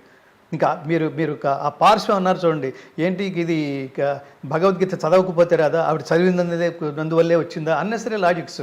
ఆవిడ చెప్తోంది, ఆవిడ ఎక్స్పీరియన్స్ చెప్తోంది. నువ్వు చదవకపోయినా కూడా వస్తుంది. అల్టిమేట్గా దీని సారాంశం ఏమిటంటే, నేను కిందాక చెప్పిన శ్లోకం సారాంశం, ఏ పనైనా సిన్సియర్గా చెయ్యి, హోల్ హార్టెడ్గా చెయ్యి, రిజల్ట్ అద్భుతంగా ఉంటుంది. ఇది చాలదా? ఇదే భగవద్గీత చెప్తోంది. అంతకుముందు ఆవిడ ఇది చదవలేదు, ఇప్పుడు అది నేను చదివాను. ఒకప్పుడు చదివినా కూడా ఇంతమంది చదవలేదంటానికి కూడా లేదు. అప్పుడు ఏదో చదివింది, ఆవిడ అర్థం చేసుకునే ప్రయత్నంలో ఉండుండకపోవచ్చు, చదివింది బుర్రకెక్కకపోవచ్చు, దీని అర్థం ఏమిటని ఇంకొకరిని అడగకపోవచ్చు, ఇలా ఎక్స్ప్లెయిన్ చేసేవాడు దొరక్కపోవచ్చు, దొరికిన ఆ సమయానికి ఆవిడ బుర్రకెక్కకపోవచ్చు. ఇప్పుడు ఏదో తీరుబడిగా కూర్చుంది. కృష్ణుడు ఎక్కడ చెప్పాడు అర్జునుడికి? యుద్ధ భూమిలో చెప్పాడు. రోజు విడిగా బావాని కలుసుకుంటూ సరదాగా జోకులు వేసుకుంటూ మాట్లాడుతూ చెప్పలేదు కదా అప్పుడు.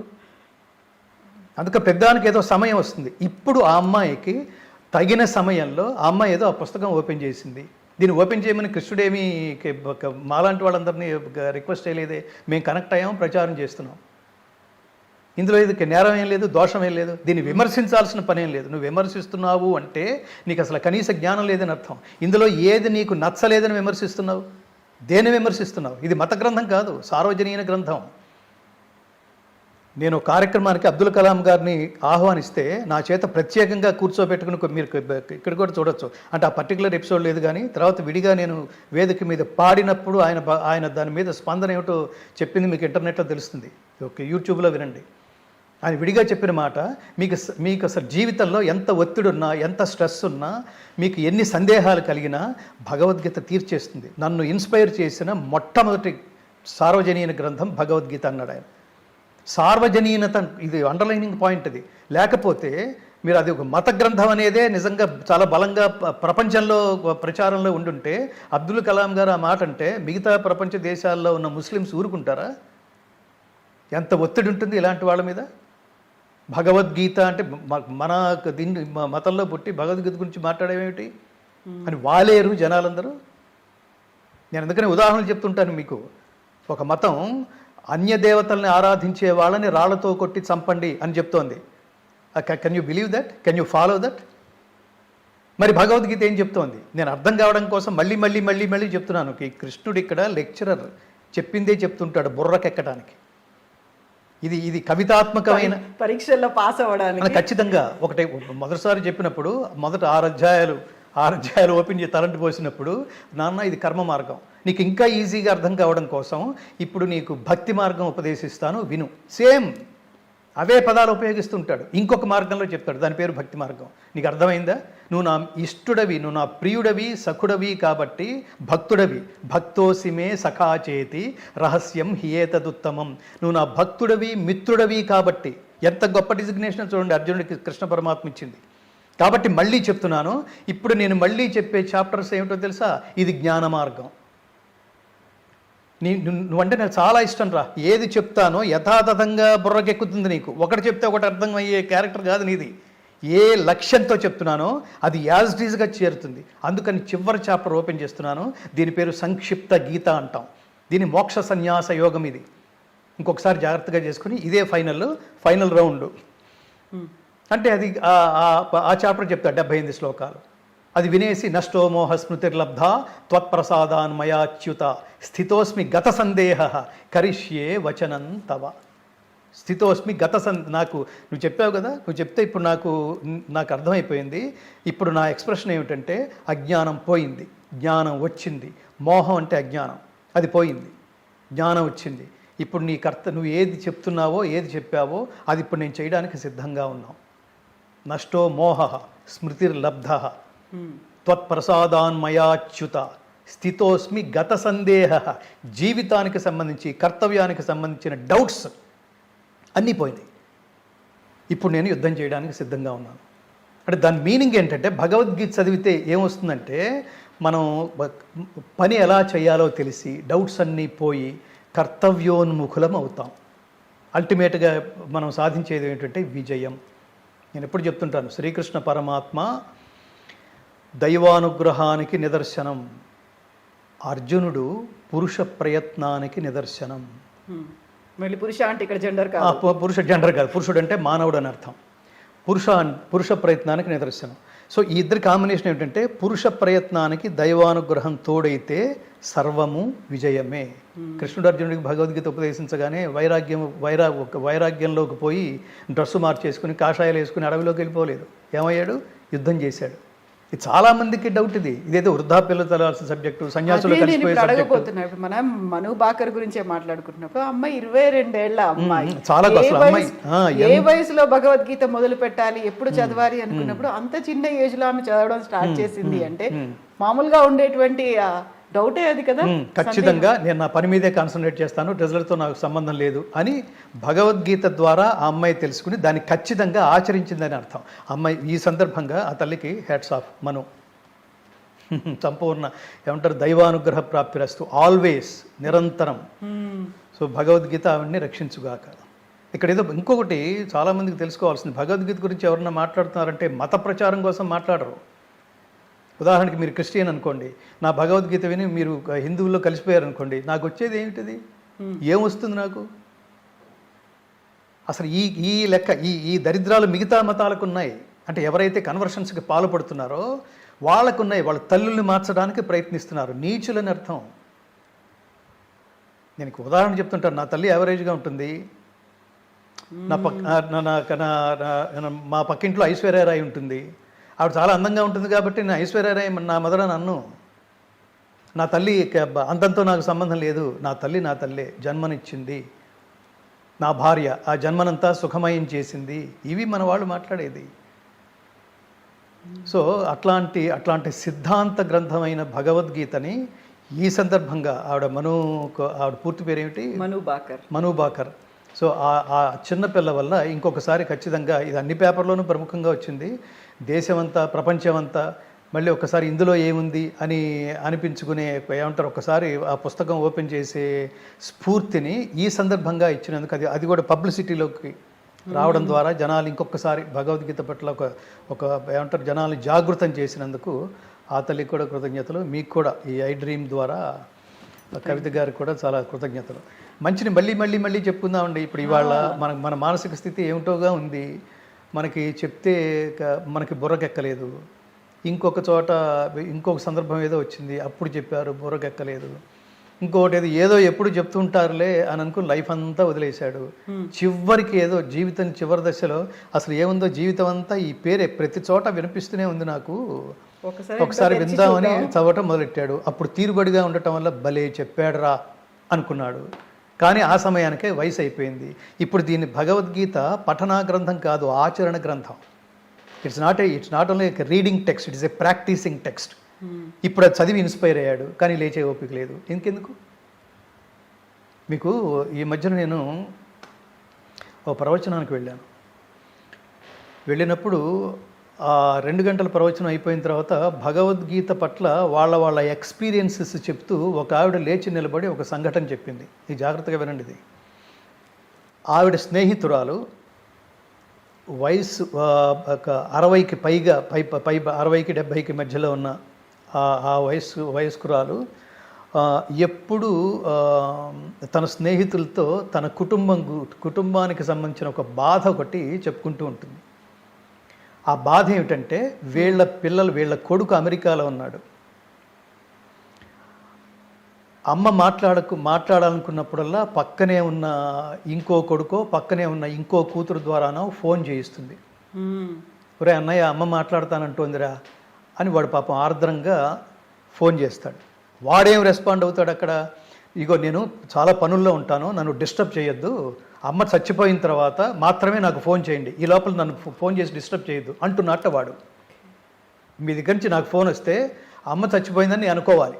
ఆ వార్త కోసం ఆ వార్త నాకు చెప్పడం కోసమే ఫోన్ చేయి తప్ప don't disturb me at any time అని కానీ సీరియస్గా పెట్టేశాడు. ఈవిడ అసలు కలత చెంది స్పీకర్ ఫోన్ ఆన్ చేసి వినిపిస్తోంది పక్కన కూతురు. ఈ తల్లికి అంతకంటే గుండె అయిపోవడం ఏంటది? నారాయణ రెడ్డి గారి జయంతులు జరుగుతున్న వారం ఇది. ఈరోజు నాకు నారాయణ రెడ్డి గారి జీవిత సాఫల్య పురస్కారం రవీంద్ర భారతిలో ఇవ్వబోతున్నారు. ఆయన ఆ మహాత్ముడి ప్రోత్సాహంతో నేను గాయకుడిగా ఎదిగాను. నారాయణ రెడ్డి గారి ప్రోత్సాహంతో నేను సంగీత దర్శకుడిగా మారాను. నారాయణ రెడ్డి గారి ప్రోత్సాహంతో రికమెండేషన్తోనే నేను సినిమా నేపథ్య గాయకుడిగా మారాను. నారాయణ రెడ్డి గారి ప్రోత్సాహంతోనే ఆయనకి జ్ఞానపీఠ అవార్డు తెచ్చిపెట్టిన విశ్వంభరకి దూరదర్శన్లో 12 ఎపిసోడ్లు చేస్తే అల్లాని శ్రీధర్ అనే గొప్ప దర్శకుడి దర్శకత్వంలో రికార్డ్ చేస్తే దానికి సంగీత దర్శకుడిగా నియమించబడ్డాను. ఫైనల్గా ఎంత ఎదిగినా ఎంత నిరాడంబరంగా ఉంటాడంటాను కూడా నారాయణ రెడ్డి గారు. ఇవాళ ఇంత పని చేస్తే అంత పబ్లిసిటీ ఎక్స్పెక్ట్ చేస్తున్నారు చూడండి. నేను భగవద్గీతలోకి వస్తే ఈ భగవద్గీత గురువు గారు మీరే తాత్పర్యం రాయాలి అని ఆయన దగ్గరికి వెళ్తే నిరాడంబరంగా ఒక మాట అన్నాడు ఆయన. నేను సంస్కృతంలో అంత దిట్టని కాదు గంగాధర, నా నుంచి ఇది 4 గోడల మధ్యలో రాసేది కాదు. నా నుంచి అంటే ప్రపంచాన్ని మేలుకొలిపేంత పొటెన్షియాలిటీతో అంత శక్తివంతంగా దీని తాత్పర్యం నేను రాయలేను. పుల్లెల శ్రీరామచంద్రుడు అని ఒక మహాత్ముడు ఉన్నాడు సంస్కృతంలో. ఆయన ఈ దేశానికి దిక్సూచి లాంటివాడు. ఆయన దగ్గర శిష్యరికం చేయి అని పంపించాడు. నా దగ్గరకు వస్తే నాకేం తెలియదు అని అంటే నా పరువు పోతుంది అనే ఫాల్స్ ప్రెస్టేజీ అసలు పాతకాలంలో వాళ్ళకు ఉండే చాలా ట్రాన్స్పరెంట్గా ఉండేవాళ్ళు. నాకు ఇది తెలుసు అంటే తెలుసు, ఇది తెలియదు అంటే ఎంత తెలియదు అంటే పరువు పోతున్నాను అనుకోరు వాళ్ళు.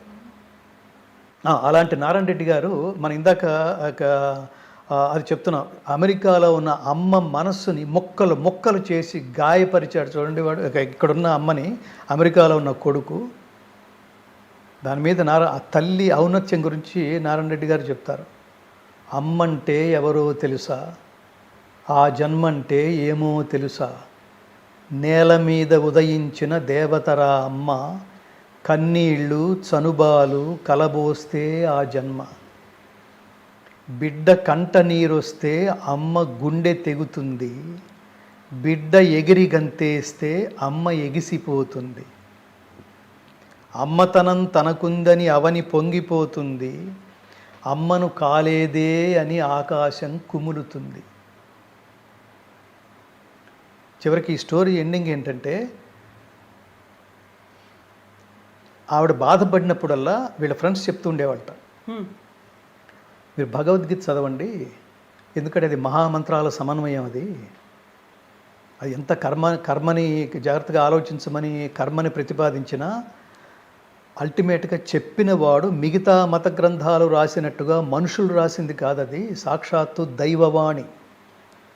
మనిషి మాట్లాడితే దాన్ని మాట అంటారు, అదే దైవం మాట్లాడితే దాన్ని మంత్రం అంటారు. అందుకని భగవద్గీతలో శ్రీకృష్ణ పరమాత్మ అర్జునుడికి బోధించిన 574 శ్లోకాలు మంత్రతుల్యాలే, మహామహిమాన్వితమైనవి. అందుకని మీరు చదవటం ప్రారంభించండి, you will get good results అన్నట్టు వీళ్ళు అని అంటే, దాని మీద నాకేమి పెద్ద అంత నాకేమి నమ్మకం లేదు అందిట ఆవిడ. జీవితం అంతా అదే అంటోంది, నాకు నమ్మకం లేదని. మా ఆవిడ ఇలా అంటున్నాడు, మా అబ్బాయి ఇలా అంటున్నాడు, నాకు గుండె తెగిపోతోంది అంటోంది ఒక పక్కన. ఇంకో పక్కన దీన్ని ఆశ్రయించమంటే ఆశ్రయించట్లా. ఒకరోజు వాళ్ళ అబ్బాయి మాట్లాడిన మాటల్ని చాలా గట్టిగా సీరియస్గా ఆలోచించి అసలు గుండె మరింత గాయపడి ఇదే ఫ్రెండ్స్కి ఫోన్ చేసింది ఆవిడ. ఏమని చేసిందంటే, ఇప్పుడు మళ్ళీ పాత స్టోరీ అంతా చెప్పకుండా, నాకు భగవద్గీత చెప్తావా అని అడిగిందిట ఆవిడ. అంటే వీళ్ళు ఆనందంగా భక్తి యోగం మొదలెట్టారు, క్షేత్రజ్ఞ విభాగ యోగం తాత్పర్యంతో సహా. విశ్వరూప సందర్శన యోగంలో చివరి శ్లోకాలు, మత్కర్మకరణ్ పరమః మద్భక్త సంగవర్జిత నిర్వైర సర్వభూతేషు యస్సమాం ఏతి పాండవ. అసలు నిన్ను చేరడానికి మాకుండాల్సిన క్వాలిఫికేషన్స్ ఏమిటి అని అర్జునుడు అడిగాడు. భక్త్యాతు అనన్యయా శక్యః అహమేవం విధోర్జున జ్ఞాతుం ద్రష్టుం చ తత్వేన ప్రవేష్టుం చ పరం తప. ఇలాంటి నా విశ్వరూపాన్ని గుర్తించడానికి, గ్రహించడానికి, చేరడానికి అనన్యమైన భక్తి చేత మాత్రమే సాధ్యం. అన్డైవర్టెడ్ కాన్సన్ట్రేషన్. అలా నీ వైపే చూస్తా, త్రికణ శుద్ధిగా నిన్నే ఫాలో అవుతా, నువ్వు ఏం చెప్తావా అని ఆర్తిగా ఎదురు చూస్తుంటా. నువ్వు తప్పించి నాకు ఇంకేం అక్కర్లేదు అని అంటే వాడే దేవుడు.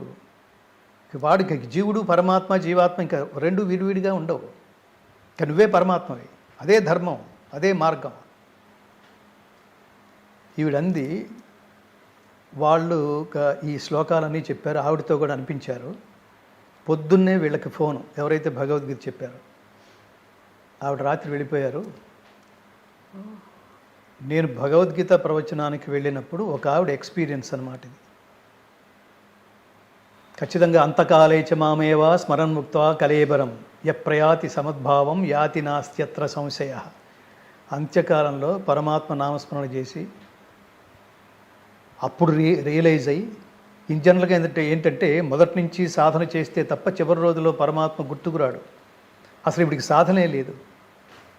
పూర్వజన్మ సంస్కార బలం చేత ఇప్పుడు వింటాను భగవంతుడి గురించి అని అనుకుంది. మనస్సు గాయపడి వాళ్ళు భగవద్గీత ఉపదేశం చేసినట్టుగా చేశారు. ఆవిడ వింది ఆనందంగా, పరమాత్మ నాకు ఇంకా వీళ్ళెవరు అక్కర్లేదు, నేను అక్కర్లేదు అనుకున్న కొడుకు. దీని తర్వాత నా స్పందన ఏమిటో అడిగారు వీళ్ళు. ఈ ఇన్సిడెంట్ చెప్పిన తర్వాత నేను అందరికీ ఒక విషయం చెప్పాను. నేను కూడా ఇది చెప్తాను చాలా చోట్ల, కానీ దానికంటే ముందు మీరు దీని బాటంలో ఏంటంటే, మీరు వయసులో ఉన్నప్పుడు మీరు మీరు మీరు పిల్లలతో మీరు ఏం స్పెండ్ చేశారు. వాడు అందుకని వాడు అలా ప్రవర్తిస్తున్నాడంటే వాడి జన్మ సంస్కారం కాదు. నీ విలువైన సమయాన్ని పిల్లల్ని జాగ్రత్తగా పెంచాలి. ఆఫ్టర్ ఆల్ మన ఇంటికి తీసుకొచ్చే కుక్కకే ట్రైనింగ్ ఇస్తున్నామే. కుక్కని పెంచుకోవడానికి, పిల్లిని పెంచుకోవడం, షేక్ హ్యాండ్ అంటే దానికి షేక్ అర్థమవుతుందనా? ఏదో సౌండింగ్ నేర్పించావు. సిట్ అన్నావు, కూర్చుంది. స్లీప్ అన్నావు, పడుకుంది. షేక్ హ్యాండ్ అన్నావు, ఈట్ అంటే ఇదవుతోంది, తింటోంది. నో అన్నావు, అరిచేది కాస్త ఆగిపోయింది. వీళ్ళు అంతే. ప్రపంచంలో ప్రతి ప్రాణి నువ్వు ఖచ్చితంగా వాళ్ళకి ప్రాపర్ ట్రైనింగ్ ఇవ్వాలి. ఈ ట్రైనింగ్ పేరే సంస్కారము. సంస్కారం అంటే గుణ ఆధానము, మల అపహననము. ఏదైతే అనారోగ్యకరమైన ఉంటాయో దాన్ని వాష్ చేసేయి. ఏదైతే ఆరోగ్యకర సమాజంలోకి వెళ్ళినప్పుడు ఏదైతే నిన్ను ఆరోగ్యకరంగా ఫాలో అవుతారో అవి నేర్చుకో. దీని పేరే సంస్కారం. తల్లి ఎప్పుడు పిల్లలకి, ఈవిడే నాస్తికురాలు కదా, డిసిప్లైన్ నేర్పలేదు పిల్లలకి. తల్లిదండ్రుల తనువు వల్లరి ద్వయికి వన్నీయబెట్టు 9 నెలల పంట అంటాడు గుర్రం జాషువా మహాకవి. తల్లిదండ్రులు కలిసి చేసే ప్రేమ వ్యవసాయానికి పుట్టిన 100 సంవత్సరాల పంట మన బిడ్డలు. ఎంత కాన్సన్ట్రేట్ చేయాలి? అమ్మో వాళ్ళని పెరగనివ్వాలి. వాళ్ళని మధ్యలో కొత్త టాపిక్లు మొదలైనవి చూడు. వాళ్ళని ఏదో రిస్ట్రిక్ట్ చేయకూడదు, వాళ్ళని పెరగనివ్వండి. ఎవడొద్దన్నాడు? అంటే ఏది పడితే అది రిస్ట్రిక్ట్ చేసేయటమా? దీంతోపాటు కొంతమంది దరిద్రులు ఏది పడితే అది మాట్లాడడం, ఇంటర్వ్యూలు చేసేయటం, వీడియోలు చేసేయటం. దాని ప్రభావం మనలాంటి వాళ్ళ మీద ఉండకపోవచ్చు, కానీ మానసిక దుర్బలులు ఉంటారే, ఖచ్చితంగా అంతటి వాడు ఆ మార్గంలోకి వెళ్ళగా లేనిది నేను వెళితే తప్పేమిటని ఒకడు అనుకుని నీ మార్గంలోనే నడిచి సర్వనాశనం అయిపోయాడు అనుకోండి. ఎవరిదా పాపం? కృష్ణ పరమాత్మ అంటాడు గీతలో, నేను పొందదగింది కానీ, పొందవలసింది కానీ, పొందనిది కానీ ఈ ప్రపంచంలో ఏది లేదు. అయినా సరే నేను కర్మ చేస్తూనే ఉన్నా. ఎలాంటి కర్మ? ధర్మబద్ధమైన కర్మ, ఆదర్శవంతమైన కర్మ నేను చేస్తూనే ఉన్నాను. ఎందుకంటే నేనే చేయకపోతే నా ఫాలోయర్స్ ఉంటారే సర్వనాశనం అయిపోతారు. వాడే చేయనప్పుడు నేను ఎందుకు చేయాలి? చక్రం మొత్తం, సంసార ప్రవృత్తి, ఈ లోకం మొత్తం సర్వనాశనం అయిపోతుంది నా మార్గంలో నడిచి. అందుకని నేను ఎప్పుడూ సత్కర్మలు చేస్తూనే ఉంటా ప్రపంచాన్ని ప్రభావితం చేయడానికి. నేను అందుకని ఇంటర్వ్యూలకు వచ్చే యాంకర్స్ కూడా నేను ఈ ప్రయోక్తలు, మిమ్మల్ని ఏమన్నా ప్రయోక్తలు, ఇంటర్వ్యూవర్స్ మిమ్మల్ని రిక్వెస్ట్ చేస్తూ ఉంటా. సమాజానికి అనారోగ్యకరమైన సమాజం ఎక్కడా లేదండి. మనకు ఇంట్లో ఉంటే దాని పేరు కుటుంబం. ఇదే కుటుంబం రోడ్డు మీదకి వస్తే అదే సమాజం. మీరు ఇండివిజువల్గా లేరు కదా, మీరు ఇక్కడ కూర్చుంది ఇండివిజువల్గా కూర్చున్నారు, మీకు పిల్లలు లేరు. చాలా అంటే అదృష్టవశాత్తు బంగారు తల్లి కవితమ్మ ఇక్కడ కూర్చుంది కాబట్టి నేను చాలా ఆనందంగా మాట్లాడగలుగుతున్నా. ఎందుకంటే మీ ఇంటర్వ్యూస్, మీరు ఎవరెవరిని ఇంటర్వ్యూ చేస్తుంటారో, మేము ఇన్ జనరల్గా ఇప్పుడు చెత్తా చెదరం వాళ్ళని ఇంటర్వ్యూలు చేస్తుంటారు చూడండి, వాళ్ళు చూస్తే మనకి ఆ భాష ఏమిటి, ఆ డ్రెస్సులు ఏంటి అంటే ఒకసారి దిగితే, ఒకసారి దిగటం కూడా కాదు, దిగజారితే ఒక ఆపర్చునిటీస్ వస్తాయి అంటే స్త్రీ వాళ్ళు దిగజారడానికి కూడా, అనేక రూపాయలు దిగజారడానికి కూడా వెనుకంజవైనంత ఇన్స్పిరేషన్స్ ఈ వీడియోల్లో కనిపిస్తున్నాయంటే, ఆ పర్సంటేజ్ రోజు రోజుకి పెరుగుతోందంటే మళ్ళీ తిరిగి ఉపదేశాలు చెప్తారా? ఇష్టం వచ్చినట్టు ప్రవర్తించటం, ఈ ప్రవర్తన ఇంపాక్ట్, దేనికి డ్రెస్ వేశారు, ఎందుకు ఇలా మాట్లాడుతున్నారు అంటే వాళ్ళని ఆకర్షించడానికే అంటోంది ఒక అమ్మాయి. సమాజాన్ని, మగవాళ్ళని ఆకర్షించడానికే ఈ డ్రెస్సు బాగుండేదా, ఎలా ఉన్నావు అంటే ఈ లుక్ సో డాష్ డాష్ అంటే ఇప్పుడు చాలా ఆనందించేస్తోంది. అలా అనిపించిన వాడు నెక్స్ట్ లెవెల్ రియాక్షన్ ఏంటంటే వాడు మానసిక దుర్బలుడు. ప్రకృతి అదే చెప్తోంది, అందరూ సమానం కాదు. పురుషులు ఫిజికల్లీ స్ట్రాంగ్, మెంటల్లీ వీక్. స్త్రీ ఫిజికల్లీ వీక్, మెంటల్లీ స్ట్రాంగ్. చూడండి, ఇద్దరు సమానం కాదు. సో ఆ మెంటల్లీ వీక్గా ఉన్నవాడిని ఏమిటి టికిల్ చేసి చివరికి వాడు మృగంలాగా తయారు చేసి సమాజం అంతా ఇలా తయారు చేస్తోంది అనుకోండి. ఇది పెట్టినప్పుడల్లా, ఓపెన్ చేసినప్పుడల్లా 99 మంది కంట్రోల్ చేసుకుని ఉండొచ్చు, 99 మంది స్ట్రాంగ్గానే ఉండొచ్చు, ఎవడో ఒకడు ఉంటాడు పాపం. ఇప్పుడు దానికి రీజన్ ఎవరో చెప్పండి, వాడు అలా తయారవడానికి. వాడికి మళ్ళీ తిరిగి భగవద్గీత ఉపదేశం చేయకండి, టికిల్ గోకింది నువ్వే. సో అందుకని ఎలా ప్రవర్తించడం, ఇది ఎక్కడ దాకా, నేను మధ్యన ఎక్కడో మాట్లాడుతున్నప్పుడు మీరు చాలా చాలా స్పష్టంగా చెప్పారు శాస్త్రి గారు. ఇది మనదాకా వస్తే తప్ప దాని ఇంటెన్సిటీ తెలియదు ఆడవాళ్ళకి అని ఒక మాట అంది ఒక ఆవిడ. ఇప్పుడు ఈ బాధపడుతున్న వాళ్ళు ఎవరైతే ఉన్నారో, బాధ పెడుతున్న వాళ్ళు ఎవరైతే ఉన్నారో, ఆ బాధ పెట్టడం, ఆ బాధపడడం అనేది మన ఇంట్లో కూడా వచ్చేసింది అనుకోండి, అప్పుడు కానీ నీకు పెయిన్ తెలియదు. అన్నీ వదిలేసిన వాళ్ళ మాటలు చాలా ప్రభావితం చేసేట్టుగా ఉంటాయి. వాళ్ళే కనిపిస్తున్నారు, అదే ఈజీగా ఉంటుంది, అదే ఆకర్షణీయంగా ఉంటుంది. సో అట్లా అది నేను చాలా బిత్తరపోయిన అదేమంటారు ఇన్సిడెంట్. కాబట్టి తల్లిదండ్రులారా, please spend your valuable time with your valuable kids, most valuable kids. నువ్వు చిన్నప్పుడు ఏం చెప్పావో అదే వింటూ పెరుగుతాడు. వినగా ఆచరించడానికి ప్రయత్నిస్తాడు. ఆచరించి తనే అదే అయిపోతాడు. వాడి లెవెల్లో వాడిని ఉంచేసి వాడు రూమ్లోకి వెళ్తున్నాడు, ఏం చేస్తున్నాడో తెలియదు, దేని మీద కాన్సన్ట్రేట్ చేస్తున్నాడో తెలియదు. ఒకప్పుడు ఇల్లు అలా లేవు కదా, పెద్దవాడు ఏం చేస్తున్నారా అంటే వాడు అక్కడ కనిపిస్తూ ఉంటాడు. ఇప్పుడు వాడిని పలకరించాలంటే వాడు రూమ్ దగ్గరికి వెళ్ళి వాడు తలుపు కొట్టి మే కమిన్, ఏమిటది? వాడు మెంటల్గా ఎంత స్ట్రెస్గా ఉన్నాడు. అందరూ చెడిపోతున్నారంట లేదు, వాడు ఎంత స్ట్రెస్ అనుభవిస్తున్నాడో ఆ రూమ్లో కూర్చుని. ఇప్పుడు ఉద్యోగాలు మామూలుగా మన రోజుల్లో వ్యాపారం, చదువుకుంటే పెద్ద ఉద్యోగం సంపాదించవచ్చు, పెద్ద ఉద్యోగం సంపాదిస్తే బోల్డంత డబ్బు సంపాదించవచ్చు, ఇలా సంపాదించిన దాన్ని మన సుఖం కోసమే, మన ఆనందం కోసమే ఖర్చు పెట్టచ్చు అనే ఇప్పటి జనరేషన్ ఉందే, అప్పుడు లేదండి అది.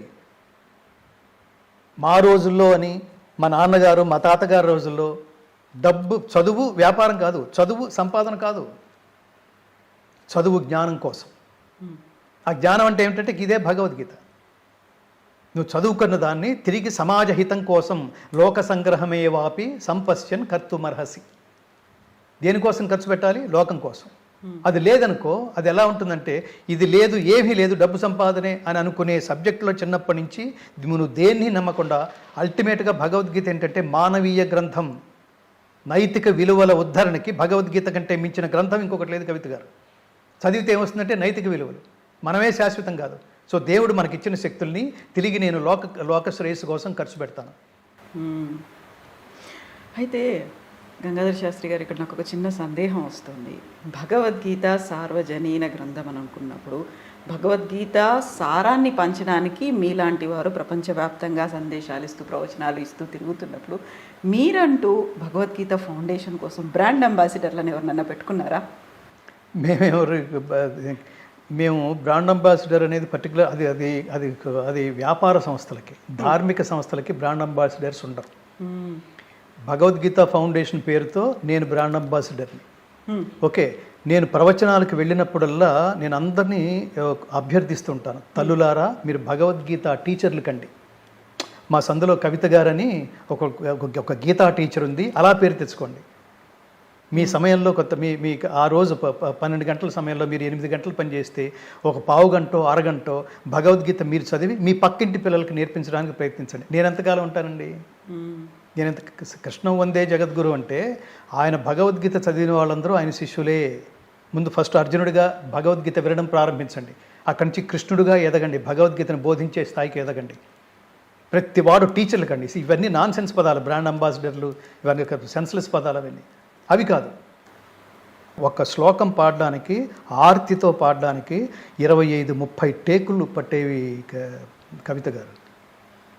30 టేకులు. అట్లా 700 శ్లోకాలని 9 సంవత్సరాల 9వ సంవత్సరంలో రిలీజ్ అయింది. 7 సంవత్సరాల పాటు దాన్ని రికార్డ్ చేస్తే ఒక్కొక్క శ్లోకం మొత్తం 700 శ్లోకాలని ఎన్ని వందల వేల సార్లు పాడి ఉంటాం. ఇంటికి వచ్చి ఆ పాడింది కూడా నచ్చక మళ్ళీ నెక్స్ట్ డే వెళ్ళి అన్ని కోట్ల రూపాయలు ఖర్చు పెట్టి ఆ వెళుతున్న పాత్లో ఖచ్చితంగా మీరే అది అయిపోరు, ఎవరైనా అలాగే అవుతారు.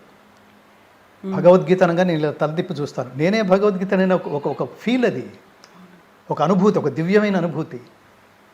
2006లో భగవద్గీత ఫౌండేషన్ స్థాపించడం జరిగింది. అక్కడి నుంచి అంచెలంచెలుగా భగవద్గీత రికార్డ్ చేసి సమాజానికి అంకితం ఇచ్చి నేను వెనక్కి వెళ్ళిపోవాలనుకున్న వాడిని మధ్యలో ట్రాన్స్ఫర్మేషన్ లాగా లేదు, అసలు సమాజానికి కావాల్సింది ఇదే. స్కూల్లో టీచర్లు చెప్పమంటే అవుట్ ఆఫ్ సిలబస్ అంటున్నారు, ఇంట్లో తల్లిదండ్రులని చెప్పమంటే అవుట్ ఆఫ్ సిలబస్ అంటున్నారు, ప్రభుత్వాలు అవుట్ ఆఫ్ సిలబస్ అంటున్నాయి. సెక్యులర్ పేరుతో మన ధర్మాన్ని సర్వనాశనం చేసుకొని మిగతా వాళ్ళని రకరకాల ట్యాక్స్ ఇచ్చి మిగతా వాళ్ళని ప్రోత్సహించడం కోసం. ఇంకా దారుణమైన మాట ఏమిటంటే, మీరు ఏ స్కూల్ కన్నా వెళ్ళి భగవద్గీత చెప్పాలనుకుంటే లేదండి కమ్మో మీరు ఇక్కడ ఇది సెక్యులర్ అండి, మన సెక్యులర్ కంట్రీ. ఆ బొట్టు పెట్టుకున్నవాడు మాట్లాడతాడు, మనది సెక్యులర్ కంట్రీ, అందుకని ఇక్కడ భగవద్గీత చెప్తే మిగతా మతాల వాళ్ళు హర్ట్ అవుతారు అని అనడం విన్నా నేను. ఎంత దారుణమైన స్థితిలో ఉంది ఈ దేశం. కాబట్టి అసలు మనం వీలైనన్ని ప్రదేశాలకు వెళ్ళి భగవద్గీత ఆంతర్యం ఏమిటో, this is not a retirement subject, this is not a దాని ఏమంటారు ఓన్లీ ఫిలసాఫికల్ సబ్జెక్ట్. మృత్యువు దగ్గరికి వెళ్ళిపోయేవాళ్ళు, పరమాత్మను సమీపించేవాళ్ళు మాత్రమే ముట్టుకునే సబ్జెక్ట్ కాదు. ప్రతి ఒక్కడూ బాల్య దశ నుంచి నేర్చుకోవలసిన ఉత్తమ జీవన విధాన గ్రంథం. తర్వాత జీవితం ఎంత అద్భుతంగా, ఆనందంగా, ఆదర్శవంతంగా, స్ఫూర్తిదాయకంగా గడపాలో నేర్పే ప్రపంచంలో ఏకైక గ్రంథం భగవద్గీత. మొదటి 9 years 2006 నుంచి 2015 వరకు ఆ వెళుతున్న మార్గంలో లేదు ఇంకా మనమే గీతా టీచర్ అవ్వాలి. అవ్వడానికి మనకున్న క్వాలిఫికేషన్ ఏమిటి? ఇప్పుడు చదివితే అర్థమైపోతుందా? కృష్ణ పరమాత్మ అంతటి ఫ్రీక్వెన్సీ ఉన్నవాడు, అంతటి ఫ్రీక్వెన్సీ ఉన్నవాడితో మాట్లాడాడు. మనకెట్లా అర్థమవుతుంది? ధర్మం అంటే ఏమిటో తెలియదు మనకి, కర్మ అంటే ఏమిటో తెలియదు. కర్మ అంటే జస్ట్ పని అనుకుంటున్నాం, కాదు. మీరు కర్మయోగంలో చెప్తాడు, వేదోక్తమైన కర్మలు మాత్రమే కర్మలని చెప్పబడుచున్నవి. కర్మ అంటే ప్రతివాడు చేస్తాడు, కుక్కలు, నక్కలు, పందులు, మనుషులు అందరూ చేసేది కర్మే. కానీ ఏ కర్మ చేయటం వల్ల, ఏ మార్గంలో వెళ్ళటం వల్ల పరమాత్మ అనుగ్రహం పొందుతావో అది చేస్తే మాత్రమే దాని పేరు కర్మయోగం అంటాం. యోగం అంటే కలయిక. పరమాత్మతో నీ కలయిక కోసం ఏదైతే యోగం చేస్తున్నావో, ఏదైతే పని చేస్తున్నావో అది కర్మ. నీకోసం పడేట్టుగా చేసేది కర్మ కాదు. అబద్ధాలు చెప్పి సంపాదించేసేవాళ్ళు, మోసాలు చేసి సంపాదించేసేవాళ్ళు, చిత్తశుద్ధితో పనిచేయని వాళ్ళు, ప్రతి పొలిటీషియన్స్ కూడా విని తీరాల్సిందే ఈ ప్రీచర్స్ అన్నీ. నేనేమంటానంటే నైతిక విలువల ప్రబోధానికి నీకు ఉండవలసిన బేసిక్ పునాది ఖచ్చితంగా భగవద్గీతే. దాన్ని మత గ్రంథంగా చూడకండి ప్లీజ్. మత గ్రంథంగా చూశారో చాలా వాల్యుబుల్ థింగ్స్ పోతాయి. సంభావితస్య చాకీర్తి మరణాత్ అతిరిచ్యతే. నువ్వు మరణం తర్వాత కూడా ప్రజలు నిన్ను గుర్తుపెట్టుకునేట్టుగా గొప్ప పనులు చెయ్యి. మరణం తర్వాత కూడా వెనకటికి ఒక వెధవ ఉన్నాడే అని మాట్లాడుకునే దారుణమైన పనులు చెయ్యొద్దు. కృష్ణుడు అర్జునుడితో మాట్లాడే మాటది, చాలా గొప్ప మాటలు అవి. నమే ద్వేష్యోస్తి న ప్రియ. నాకు ఒకడి పట్ల ద్వేషం, ఒకడి పట్ల అనురాగం లేదు. ఎవడైతే ధర్మ మార్గంలో ఉంటాడో వాడికి నేనే ఫ్యాన్ని అన్నాడు పరమాత్మ. వాడు నేను వేరు కాదన్నాడు పరమాత్మ. సో అందుకని ఈ చిన్న జీవితంలో ఎప్పుడు రాలిపోతామో తెలియదు. అరే రాత్రే కలిసాడది, పొద్దున వెళ్ళిపోయాడా అని మాట్లాడుకుంటుంటాం చాలామంది యొక్క విషయాల్లో. సో అట్లా ఆ గాలి బుడగ జీవితం, ఓటి పడవ యవ్వనం అంటారు చూడండి ఘంటసాల గారు. గాలి బుడగ జీవితం, ఓటి పడవ యవ్వనం, నిన్న మరలి రాదు రాదు రాదు, నేడే సుఖం నేడే. ప్రపంచం అలా ఉందన్నమాట. రేపు లేదు, నిన్నటి దాంతో మనకు సంబంధం లేదు, ఎంజాయ్. ఏంటిది? కొన్ని వేల ప్రోగ్రామ్స్ ఛానల్స్లో భగవద్గీత జీవన గీత, మరణగీత కాదు, వినండి, నేర్చుకోండి, పిల్లలకి నేర్పించండి. నేనే భగవద్గీత అనే భావన కలగడం మొదలెట్టిన తర్వాత శవాల దగ్గర దీన్ని అర్జెంటుగా తీసేయాలి, అక్కడ అలవాటు పడిపోతున్నారు, మిగతా చోట్ల వినటానికి భయపడుతున్నారు. మా టీవీలో ఎక్కడన్నా వినిపిస్తుంటే, ఇంకో టీవీలో ఎక్కడన్నా వినిపిస్తుంటే టీవీ ఛానల్స్కి ఫోన్ చేసి, స్వామి భగవద్గీత ఇందుకోసం ఉద్దేశించబడింది కాదు, నాలాంటి వాళ్ళందరూ రోడ్డు మీదకి వచ్చేస్తాం, నిరాహార దీక్షలు చేయాల్సి వస్తుంది, భగవద్గీత ఇలా కాదు ప్లీజ్. ఆ సెలబ్రిటీకి వెళ్ళిపోయిన ఆ కళే శవం దగ్గర భగవద్గీత దయచేసి తీసేయండి, బ్యాక్గ్రౌండ్లో వేసేస్తూ ఉండేవాళ్ళు. కానీ నా మీద గౌరవంతో ఛానల్స్ అన్నీ తీసేసినాయి. పోనీ ఏం వేయమంటారు? ఏమి వేయొద్దు, అదేమి రూల్ ఏముంది. ఒకవేళ సినిమా యాక్టర్ పోయాడు, వేయి తెలుసుకుంటే అతను ఏమైనా భక్తి సినిమాలు ఏమైనా చేస్తే అవి వేయండి, లేదా ఒక ఇన్స్ట్రుమెంటల్ మ్యూజిక్ వేయండి.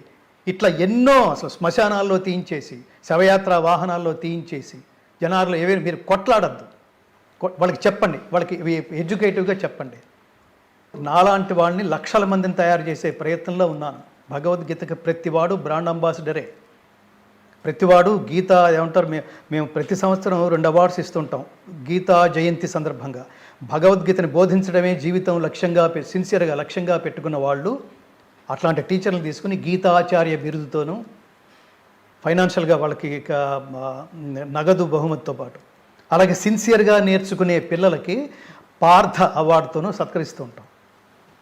సో అందుకని మేము ఆ మార్గంలో భగవద్గీత ద్వారా మాకు ధనం చాలా అవసరం.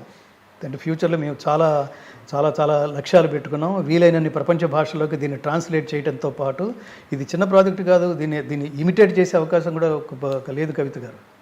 అలా చేసాం. 150 మంది టెక్నీషియన్స్, స్కాలర్స్, 100 మంది సంగీత కళాకారులు. మీరు అది వింటే, మీరు హై ఫ్రీక్వెన్సీ స్పీకర్స్లో వింటే అర్థమవుతుంది. ఎప్పుడు నచ్చకపోయినా ఇంటికి వెళ్ళి అది చండాలంగా ఉంది, ఒక క్రికెటర్ బాల్ మిస్ అయితే తొడ బాధేసుకుంటాడు చూడండి, బ్యాట్ నేలకేసి కొడతాడు చూడండి, అలా ఇంటికి వెళ్ళి ఇంత ఆర్తిగా పాడాల్సింది ఇంత అప్పచెప్పేశానేంటి, ఎందుకురా నువ్వు యూజ్లెస్ ఫెలో, అలా తిట్టుకునేవాడిని.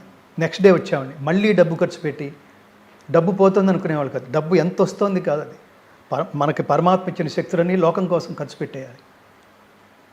ప్రతి ఇంటింటికి మేము చెప్తుంటాం, గీత నేర్చుకుందాం, రాత మార్చుకుందాం, ఇంటింటా గీతా జ్యోతుల్ని వెలిగిద్దాం, భారతీయ ఆత్మ జ్యోతులై ప్రకాశిద్దామని. వేదవ్యాస మహర్షి, వేదవ్యాస భగవానుడు ఏం చెప్పాడో అది ప్రపంచానికి ఒక్కొక్కసారి చెప్తాను. యతో ధర్మస్తతో కృష్ణ, యతో కృష్ణస్తతో ధర్మ, యతో ధర్మస్తతో జయ. ధర్మ మార్గంలో ఉన్న ప్రతి వాడికి విజయం చేకూరుగాక, పరమాత్మ అనుగ్రహం చేకూరుగాక. అది అధర్మం నేను డిసైడ్ చేయలేను. వాడు ధర్మంలో, ఎవడైనా ధర్మంలో పెడుతున్నాడో అధర్మంలో పెడుతున్నాడు. They have to checkup with themselves. నువ్వు చెక్ చేసుకో, నువ్వు నటిస్తున్నావా, అది ప్రపంచానికి తెలుస్తుంది. నేను చెప్తున్నా, ఉత్తర కాలం అంటున్నాం, తర్వాత కాలంలో యూ కెనాట్ సర్వైవ్ దేవుడితో పెట్టుకుంటే. అందుకని మంచి చేయండి, దైవం గుర్తిస్తాడు. చెడు చేయకండి, పాడైపోతారు. సంశయాత్మ వినశ్యతి వినశ్యతి వినశ్యతి అని పరమాత్మ చాలాసార్లు చెప్తాడు. నయోక్ష్యసి వినంక్ష్యసి చివరి అధ్యాయంలో. అందుకని భగవద్గీత నిరంతరం సాధన చేస్తుండండి, మనకి వేరే థాట్స్ ఉండవు. ధన్యవాదాలు, థ్యాంక్ యూ సో మచ్. మళ్ళీ మనం కలుద్దాం, మాట్లాడుకోవడానికి బోల్డ్ అని విషయాలు ఉన్నాయి. వాటన్నిటి గురించి మళ్ళీ మనం చర్చించను నేను అనట్లేదు, చర్చ అనేది మాట్లాడుకునే అంశాలు చాలా ఉన్నాయి. మీ నుంచి బోల్డ్ అనే విషయాలు కూడా మేము చాలా కృతజ్ఞతలు. నేను ఈ మన ఛానల్ తరఫునే ఈ మంత్ 15, ఈ నెల 15వ తారీఖు మళ్ళీ అమెరికా యాత్ర చేయబోతున్నాం. ఇంకొన్ని మనం వెళ్ళని ప్రదేశాలకి వెళ్ళి కొంతమంది ఆహ్వానిస్తున్నారు కూడా. భగవద్గీత చెప్పించుకోవడం కోసం, భగవద్గీత పాటించుకోవడం కోసం వాళ్ళ పిల్లల్ని కూడా తీసుకొస్తామని. ఇప్పుడు నేను ఇది సమాజంలో చూస్తున్న చాలా గొప్ప మార్పు. నేను ఎక్కడికైనా వెళ్తున్నప్పుడు, మంచి కార్యక్రమాలకు వెళ్తున్నప్పుడు మీరు ఎలోన్గా రాకండి, పిల్లల్ని తీసుకునండి. వాళ్ళకి తెలియాలి, మన కల్చర్ తెలియాలి, మన సంస్కృతి తెలియాలి, మన సంస్కారం తెలియాలి, మన సంప్రదాయం తెలియాలి. ఇవి నేను ఎలా గట్టిగా చెప్పగలుగుతున్నానంటే, నేను మా అబ్బాయికి అదే నేర్పించా, నేను మా అమ్మాయికి అదే నేర్పించా. అమెరికాలో ఎంఎస్ చేయడానికి వెళ్ళే మా అబ్బాయికి నేను సంవత్సరం ముందు ప్లాన్ చేశాను. 6 నెలలు వీడికి మహాభారతం వినిపించాలి, పఠన పారాయణం, 6 నెలలు రామాయణం వినిపించాలని. ఖచ్చితంగా వాడికి స్టిల్ వాడికి ఒక మహాత్ముడి దగ్గరికి వెళ్ళి నేను మంత్రోపదేశం పొందాలి నాన్న పొద్దున ఫోన్ చేసి అడుగుతున్నాడు. వాడి ఆలోచన అలాగే ఉంది. వాడు మిగతా పనులన్నీ చేసి భజన చేస్తూ కూర్చోాలా. వాడి ఉద్యోగం వాడు చేస్తూనే వాడు దైవానికి దగ్గరగా ఉండే పని, సమాజానికి దగ్గరగా ఉండే పని, ఆధ్యాత్మిక దగ్గరగా ఉండే పని. సో నిరంతరం అది ఎలాంటి సబ్జెక్ట్ అంటే మీకు ఇంకా వేరే ఆలోచనలు సమాజాన్ని చాలా తెలివిగా ఉపయోగించి ఎవరి చేత పట్టుబడకుండా చాలా మన తెలివితేటల్ని ప్రదర్శించి సమాజాన్ని మన బుట్టలో వేసుకోవటం ఎలా చూస్తున్నాం అసలు చాలా చాలా చోట్ల. ఎందుకది? ఏం ఉపయోగం నీకు? వాళ్ళు జైల్లో ఉంటారు, సమాజం వెంటపడి తరుగుతుంది. తర్వాత నీ పిల్లలు నిన్ను నాన్న అని చెప్పుకోవడానికి బాధపడతారు, నువ్వు అమ్మ అని చెప్పుకోవడానికి బాధపడతారు. వయసులో ఉండగా నీ ఇష్టం వచ్చినట్టు ప్రవర్తించేస్తావు. డబ్బు శాశ్వతం కాదు. గీత చెప్తోంది అశాంతస్య కుత సుఖం. డబ్బు సుఖాన్ని ఇస్తుంది కానీ శాంతినివ్వదు. మోస్ట్ ఇంపార్టెంట్ ఏంటి? డబ్బు కంటే కూడా సుఖము. మన అంబానీ గారి ఇంట్లో పెళ్లి జరిగింది కదా, ఎంతమంది ఎన్ని రకాలుగా మాట్లాడుకున్నారు. వాళ్ళ అబ్బాయి పేరుతో అనారోగ్యకరంగా ఉన్న అతను ఆరోగ్యం సరిగా లేని వాళ్ళ అబ్బాయి పేరుతో ఎంతోమంది కనుక వాళ్ళు ఈ తగలేసిన డబ్బంతా వాళ్ళు మేబీ ఆనందం కోసం ఖర్చు పెట్టుకున్నామని అనుకోవచ్చు. ఎంతోమందిని కనుక ఆదుకుంటే వాళ్ళందరూ ఇంటికి వచ్చి చిరంజీవ సుఖీభవ మార్కండేయుడైపోయాడు అని ఆశీర్వదిస్తుంటే అదే మంత్రం, అదే ఆశీస్సు. మీరు 10 కాలాల పాటు చల్లగా ఉండాలయ్యా. కొన్ని చోట్ల చెప్తుంటారు చూడండి, మీరు అన్నదానం చేయండి, డబ్బు ఇవ్వండి, వాళ్ళ కుటుంబాన్ని నిలబెట్టండి, మీరు 100 కాలాల పాటు చల్లగా ఉండాలి. ఆర్తితో అలా చూస్తూ ఇంతకంటే పాపం వాళ్ళు మాట్లాడలేరు. అదే ఆశీస్సు. రక్షంతి పుణ్యాని పురాకృతాని. పూర్వం నువ్వు చేసిన మంచి పనులే రక్షిస్తాయి. ఆ మంచి పనులు ఏమిటంటే ఇదే ధర్మం. మన ఇంటి ముందు నిలబడ్డ ముష్టివాడు కూడా ఏమని అడుగుతారు తెలుసా? అమ్మా ధర్మం చేయి తల్లి, ధర్మం చేయి తండ్రి. ధర్మాన్ని గుర్తు చేస్తున్నాడు వాడు మనకి. ఏమిటా ధర్మం పేరుతో మనం ఆచరించవలసిన 3 పుణ్యకర్మలంటే గీత చెప్తోంది.